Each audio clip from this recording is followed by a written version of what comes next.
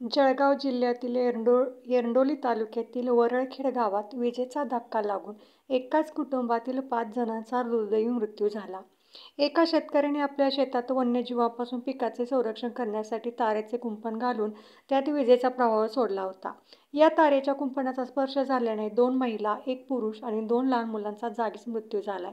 ही घटना अत्यंत हृदयद्रावक असून यामुळे परिसरात हळहळ व्यक्त होत आहे. पोलिसांनी शेतात विजेचा प्रवाह सोडणाऱ्या शेतकऱ्याला तात्काळ ताब्यात घेतले आहे. त्याच्या विरोधात सदोष मनुष्यवधाचा गुन्हा दाखल करण्याची प्रक्रिया सुरू आहे. वन्यजीवांपासून शेतीचे संरक्षण करण्याच्या प्रयत्नात मानवी जीव धोक्यात आणण्याची गंभीर दुर्घटना घडली आहे. या घटनेमुळे शेतात अनधिकृतपणे विजेचा वापर करण्याच्या धोक्यावर पुन्हा एकदा प्रकाश टाकला गेला आहे. परंतु चमत्काराची गोष्ट म्हणजे या घटनेमधून एक 1.5 वर्षाची मुलगी सुखरूप बचावली आहे.